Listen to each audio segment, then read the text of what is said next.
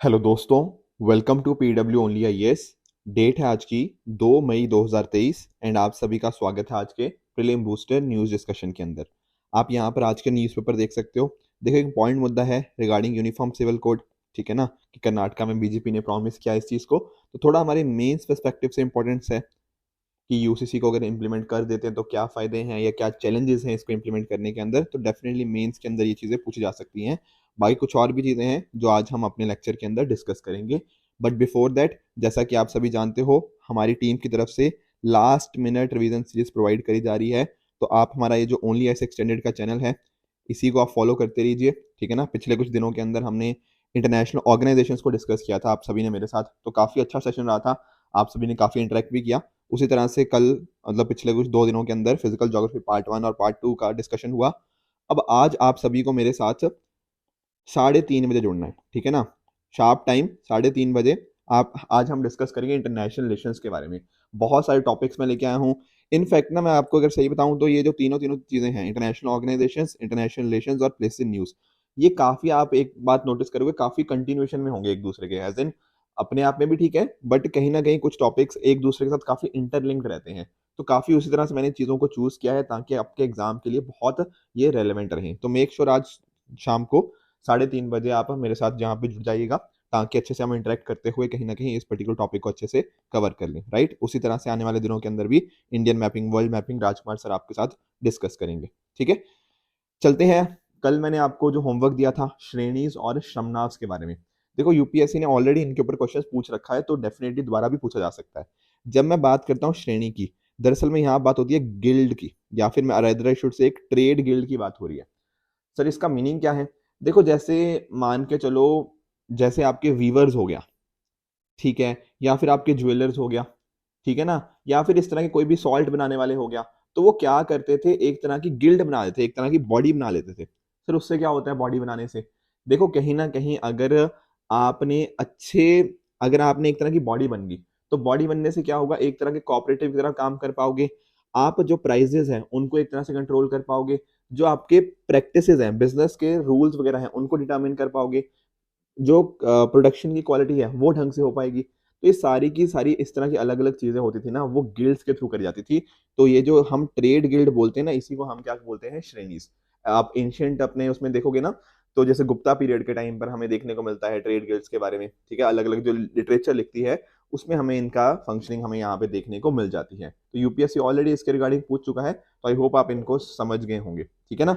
उसी तरह से जब मैं बात करता हूँ श्रमनाश के बारे में, देखो, जब बात होती है श्रमनाश, श्रमनाश के बाद जब हम बात करते हैं, हम जनरली बात करते हैं तपस्वी जो होते हैं ना, उनकी बात करते हैं, या फिर जो असेटिक्स होते हैं। ठीक है ना, जो एक तरह से काफी हार्श लाइफस्टाइल जीते हैं, जो उनको आप मॉक्स भी कह सकते हो।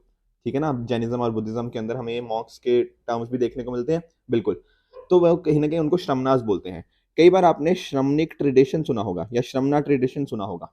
ठीक है, दरअसल में क्या है ना, जो श्रमणा ट्रेडिशन की बात हो रही है, हम बात कर रहे हैं, जैसे फॉर एग्जांपल बुद्धिज्म हो गया, जैनिज्म हो गया, इस तरह के ग्रुप्स की बात कर रहे हैं, जहां पर वो अपनी जो वर्ल्डली लाइफ है उसको छोड़कर, ठीक है ना, सच की तलाश में जो घूमते हैं ना, उनको श्रमणिक ट्रेडिशन बोला जाता है। तो जो श्रमणास थे ना, इन्होंने जो ब्राह्मणिज्म की जो अथॉरिटी थी उसको एक तरह से खत्म किया, और जो ऑर्थोडॉक्स आइडियाज हमें देखने को मिलते थे उनके अगेंस्ट अपनी आवाज उठाई है। ठीक है ना, तो ये आपको पता होना चाहिए था श्रेणीज और श्रमनास के बारे में, क्योंकि दोनों के दोनों बहुत इंपॉर्टेंट है। श्रमनास तो आई थिंक 2 बार पूछ लिया गया है यूपीएससी के द्वारा, श्रेणी के बारे में भी प्रीवियस ईयर क्वेश्चन हमसे पूछा जा चुका है। इसी तरह से कल के लिए आप सभी का होमवर्क रहेगा, आप अहादीस के बारे में बताओगे कि आखिर अहादीस क्या होते थे। ठीक है, और परमितास, इन दोनों का मुझे नीचे कमेंट सेक्शन में आप इनका आंसर बताओगे। राइट, चलते हैं आगे। आगे हमें पढ़ना है बिहन मेला के बारे में। देखो, काफी इंपॉर्टेंट है, काफी इंटरेस्टिंग भी है, इसके बारे में जान के मैं आपको समझाता हूँ। दरअसल में ना 2019 ऑनवर्ड्स एक ओडिशा के अंदर नयागढ़ डिस्ट्रिक्ट है, उन्होंने अपना एक एक जो इवेंट होता है दैट इज बिहन मेला, इसको ऐड किया है अपने कैलेंडर ऑफ फेस्टिवल्स और सेलिब्रेशन के अंदर। तो वहाँ की ना एक कौन ट्राइब है, इसको मैं समझाऊंगा कौन ट्राइब क्या होती है, पर आप मीनिंग समझो कि अच्छा एक फेस्टिवल की बात हो रही है यहाँ पे। ठीक है, अब ये बिहन मेला ना दरअसल में क्या है, एक सीड फेस्टिवल है। अच्छा, तो सर इसमें पार्टिसिपेट कौन करता है? इसमें पार्टिसिपेट करते हैं फार्मर्स। समझने की कोशिश करना। देखो, यहाँ पर ना जब हम बात करते हैं उड़ीसा की जो कौंद ट्राइब है, यहाँ पर ये एग्रीकल्चर जो प्रैक्टिस करते हैं जो लोग, वो बहुत ही छोटे स्केल के ऊपर करते हैं। आप सुनते हो ना मार्जिनल फार्मर्स, तो बिल्कुल ये मार्जिनल फार्मर्स ही हैं, ठीक है ना। तो इनके पास सर पानी वानी तो होता नहीं होगा, तो कैसे डिपेंड करते होंगे, ये मानसून रेन के ऊपर डिपेंडेंट है, ठीक है। पानी उतना नहीं मिल पाता तो मानसून रेन के ऊपर डिपेंडेंट है। तो होता क्या है, काफी बार पानी मान लो, हो सकता है कई बार बरसात बहुत ज्यादा होगी, ठीक है ना, या कुछ पेस्ट ने अटैक कर दिया, इस वजह से क्या होता है इनकी फसलें खराब हो जाती हैं, ठीक है। एंड ऊपर से कभी ना कभी देखो, जैसे हम ग्रीन रेवोल्यूशन से पहले हम अलग अलग तरह की क्रॉप्स को उगाते थे, स्पेशली जो इनकी लोकल नेटिव क्रॉप्स थी उनको उगाया जाता था। पर ग्रीन रेवोल्यूशन आने के बाद इन्होंने इनको उगाना बंद कर दिया। तो इससे क्या होने लगा, इससे होने ये लगा कि बहुत सारे पेस्ट यहाँ पे आने लग गए, इस तरह की सिचुएशंस होने लग गई। तो इनका एग्रीकल्चर काफी डिक्लाइन कर गया, क्रॉप लॉस होने लग गया, ये सारी चीजें होने लगी। तो फूड सिक्योरिटी क्वेश्चन मार्क में आ गई, ठीक है ना। अब ये जो सीड फेस्टिवल मनाया जाने लगा है ना, ये दरअसल में इसी चीज को प्रमोट करता है। किस चीज को सर, कि भैया अपने जो ट्रेडिशनल वेज हैं फार्मिंग के, वो काम करना चाहिए। जैसे फॉर एग्जांपल आप मिक्स्ड क्रॉपिंग करिए, ठीक है ना। आप कहीं ना कहीं उन फसलों को उगाओ जो आपकी लोकल वेराइटीज हैं, उसके बेसिस पे क्या होगा, ये पेस्ट अटैक नहीं होंगे, आपकी फसल बचने के या आपकी फसल के अच्छे होने के चांसेस यहाँ पे ज्यादा होते हैं। इसलिए इस पर्टिकुलर फेस्टिवल को मनाया जाता है, गेटिंग द पॉइंट। तो एक तरह से ट्रेडिशनल इंस्ट्रूमेंट्स को यहाँ पे कहीं ना कहीं यूज किया जाता है। तो यहाँ पर होता क्या है सर, फेस्टिवल मनाया कब जाता है, ये देखो जब आपने खरीफ क्रॉप को एक तरह से हार्वेस्ट कर दिया ना, उस टाइम पे होता है। खरीफ क्रॉप आप सभी जानते होंगे, ठीक है ना। तो वो सारी चीजें हमें देखने को मिल जाती हैं। तो एक तरह से वुमेन इसमें काफी एक इंपॉर्टेंट रोल प्ले करती हैं। वो सीड्स को कलेक्ट कर लेती हैं, इंडिजिनस वैरायटीज को, आप समझ गए होंगे इंडिजिनस वैरायटीज क्यों कलेक्ट किया जा रहा है, एंड उनको अर्थन पॉट्स में स्टोर कर लिया जाता है। फिर दिसंबर में कोई दिन के अंदर क्या किया जाता है, वो पॉट्स को डेकोरेट करते हैं रेड एंड व्हाइट मोटिव्स के थ्रू, उनको बैम्बू बास्केट, मतलब उनके अंदर एक बैम्बू बास्केट के अंदर उनको प्लेस किया जाता है, एंड इस तरह से अपने सर के ऊपर रखकर पूरे विलेज में उसको घुमाया जाता है। Getting the point. तो एक तरह का मेला ही हो जाता है। आप इनफैक्ट ना इनकी वीडियोस भी देख सकते हो यूट्यूब के ऊपर, वो भी आपको देखने को मिल जाएंगी, ताकि एक तरह से फार्मर्स को हेल्प किया जाए, ताकि वो ट्रेडिशनल वेज ऑफ फार्मिंग तरफ मूव कर पाए। तो एक तो मीनिंग पता होना चाहिए कि बिहन मेला आखिर रिलेटेड किसके, तो फार्मिंग से रिलेटेड है। अब देखो कौन सी ट्राइब थी यहाँ पे, मैंने बताया ना ओडिशा के नयागढ़ डिस्ट्रिक्ट की कौन सी ट्राइब थी, कौंद ट्राइब। तो कौन ट्राइब ओडिशा में देखने को मिलती है, वहां पे जो हिल्स है, वहां के जंगल है ईस्ट इंडिया में, वहां आपको देखने को मिल जाएंगी। अब दो पर्टिकुलर डिविजन है इनकी, एक तो होगी हिल ट्राइब्स, एक होगी प्लेन ट्राइब्स, ठीक है ना। उनमें भी फर्दर सब ट्राइब्स हैं, जैसे डोंगरिया, कौवी, कुटिया, लांगुली, बेंगा, झरनिया, राजकोंस, ये सारे आपको यहाँ पे देखने को मिल जाएंगे। अब इनके द्वारा जो लैंग्वेज बोली जाती है उनको कुई एंड कुवी बोला जाता है। अब एक बात नोटिस करना कि ये लैंग्वेज तो बोलते हैं, पर इनकी ना खुद की कोई स्क्रिप्ट नहीं है, ठीक है। तो सर स्क्रिप्ट कौन सी यूज करी जाती है, देखो जब होती है कोई लैंग्वेज, वहां पर उड़िया स्क्रिप्ट यूज करी जाती है, और जो कुवी है वहां पर यूज करी जाती है तेलुगु स्क्रिप्ट। तो ध्यान रखना कि द्रविडियन फैमिली जो होती है उनके साथ काफी इनका स्ट्रॉन्ग सिमिलरिटीज हैं, जैसे फॉर एग्जांपल तेलुगु, तमिल, कन्नड़ा के साथ इनकी काफी यहाँ पे क्लोज सिमिलरिटी है। तो आई होप बिहन मेला क्या होता है एंड कौंद ट्राइब क्या है, ये दोनों चीजें आप अच्छे से समझ गए होंगे। अगले टॉपिक की तरफ चलते हैं, दैट इज ब्लू वॉशिंग। देखो पहले ना मैं आपको ग्रीन वॉशिंग समझा देता हूँ। एक बार आपने ग्रीन वॉशिंग को समझ लिया, आप ब्लू वॉशिंग आसानी से समझ जाओगे।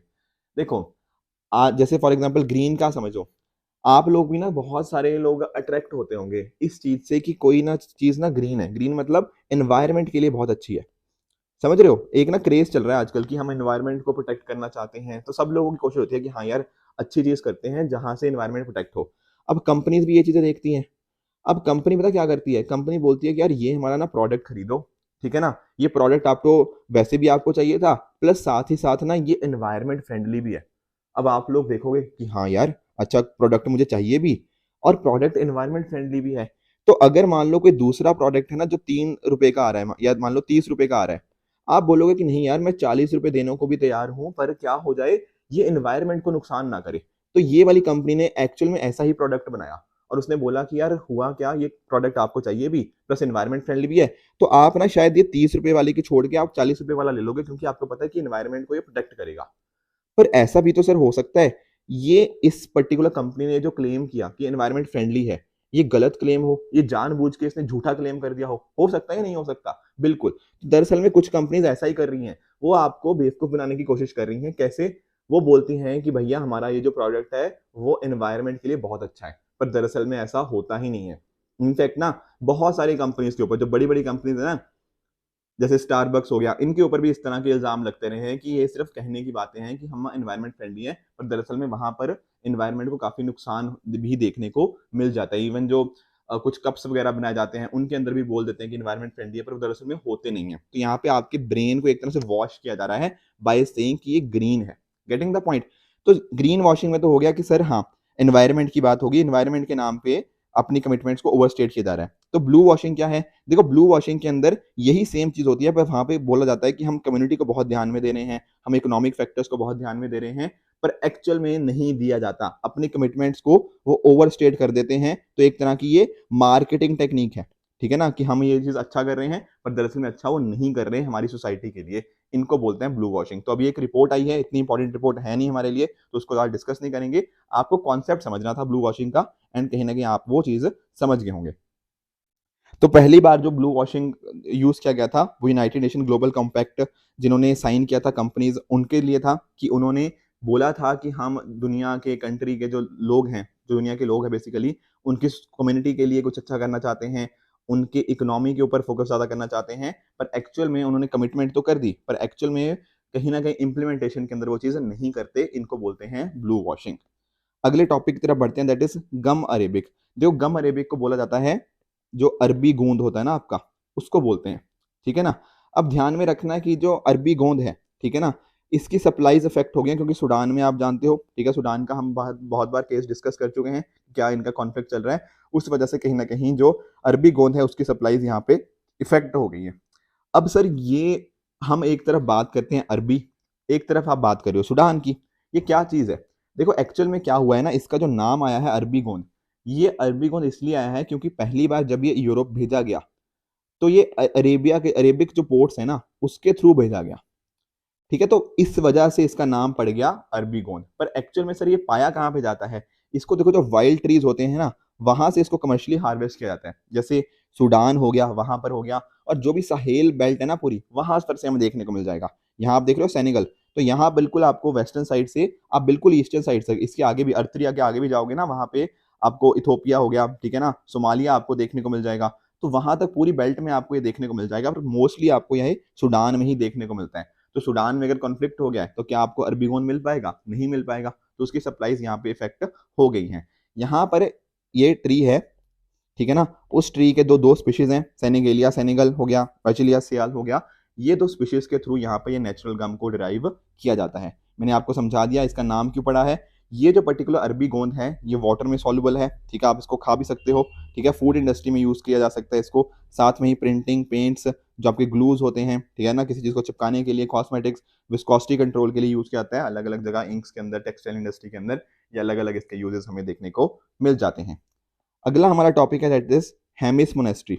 हेमिस के साथ साथ हम ठिक्से मोनेस्ट्री के बारे में भी पढ़ेंगे। दरअसल में आप जानते हो G20 की मीटिंग्स हमारी चल रही हैं, तो एक प्री G20 मीटिंग में 100 डेलीगेट्स फ्रॉम 30 कंट्रीज ने इसको विजिट किया है, हेमिस और ठिक्से मोनेस्ट्री को। तो इसको समझ लेते हैं। देखो, जब हम बात करते हैं हेमिस की, आप सभी जानते होंगे, आई एम वेरी श्योर इसकी लोकेशन के बारे में। ये आपको लद्दाख में एक मोनेस्ट्री यहाँ पे देखने को मिल जाएगी, हेमिस मोनेस्ट्री, जो कि क्या है, एक बुद्धिस्ट मोनेस्ट्री है। ये आपको इंडस बैंक के वेस्टर्न, इंडस रिवर के वेस्टर्न बैंक्स में देखने को मिल जाती है। और यहाँ पर एक बहुत ही फेमस फेस्टिवल होता है, दैट इज हेमिस फेस्टिवल, ठीक है, उसी के लिए मेजरली यहाँ पे फेमस है, ठीक है। बुद्धिज्म के ही कुछ जो सेक्ट्स हैं उनके बिलोंग करती है, इतना हमें डिटेल में नहीं जाना। रेड हैट सेक्ट क्या होता है, ड्रुप का लीनेज क्या होती है, ये हमें डिटेल में नहीं पढ़ना है। हमें बुद्धिज्म के बारे में इन जनरल आइडिया है, एंड दैट इज काफी एनफ। इसी तरह से थिक्से मोनेस्ट्री के बारे में देखें तो देखो, थिक्से भी आपको लद्दाख के अंदर ही देखने को मिल जाएगी। अब जो हेमिस मोनेस्ट्री थी वो रेड हेड सेक्ट को बिलोंग करती थी, ये बिलोंग करती है येलो हेड सेक्ट को या फिर जेलुकपा सेक्ट को, ठीक है। इनके नाम बस ध्यान में रख लो, क्योंकि कई बार ना इस तरह के नाम पूछे जाते हैं कि red head sect, yellow head sect किससे रिलेटेड है, तो आपको पता होना चाहिए कि बुद्धिज्म की यहाँ पे बात हो रही है। यहाँ पर एक फेमस फेस्टिवल होता है गुस्तौर फेस्टिवल, उसके लिए बहुत फेमस है, ठीक है ना। तो कहीं ना कहीं एज इन मतलब इसका जो ठीक है ना, जो इस मोनेस्ट्री का जो रिसेम्बलेंस है आपको, वो पुटाला पैलेस जो लहासा तिब्बत में है, और उसका जो एनुअल फेस्टिवल गुस्तौर फेस्टिवल उसका है, ठीक है। तो उसके साथ काफी रिजेम्बलेंस है। यहाँ पर एक मैत्रेय टेम्पल भी है। अब आप सभी ने अगर यूपीएससी के प्रीवियस ईयर क्वेश्चन देखे होंगे ना, तो वहां पर एक बार यही क्वेश्चन पूछ लिया गया था कि फ्यूचर बुद्धा कौन से होंगे, तो इसका आंसर है मैत्रेय। तो यहाँ पर इस पर्टिकुलर टेम्पल के अंदर, मैत्रेय टेम्पल हाउस के अंदर, आपको एक मैत्रेय बुद्धा का स्टैचू भी देखने को मिल जाएगा, जो कि एक बहुत ही फेमस यहाँ पे आपको अट्रैक्शन देखने को मिल जाती है। तो ये भी आपको अच्छे से पता होना चाहिए। अगले टॉपिक की तरफ बढ़ते हैं, दैट इज सी माउंट्स। देखो, कहते हैं ना कि आप जितना ऊपर वाली सतह को जानते हो, पर आप अपने नीचे वाली सतह को नहीं जानते। कहने का मीनिंग क्या कि ओशंस के अंदर क्या क्या चीजें हैं, ठीक है ना, हम उनके बारे में ज्यादा आइडिया नहीं रख पाते। तो इसी वजह से ना हमारी काफी सारी कोशिशें हैं कि हम अंदर ओशन के अंदर क्या है, कैसे कैसे चीजों का फॉर्मेशन हुआ है, उसको काफी अच्छे से मैप कर पाए। तो हुआ क्या है, 2011 का अगर हम सेंसस देखेंगे ना, तो वहां पर हमने 24,000 सी माउंट्स को ऑलरेडी हम मैप कर चुके थे। अभी रिसेंटली साइंटिस्ट ने लगभग 19,000 से भी ज्यादा नए सी माउंट्स को ढूंढा है through the high resolution data. अब सर सी माउंट क्या होते हैं? देखो, पानी के नीचे जो माउंटेन फॉर्म होती है उसको बोलते हैं सी माउंट, ठीक है, दो वर्ड से मिला है, सी प्लस माउंट, ठीक है, तो वहां से इसका वर्ड आ गया।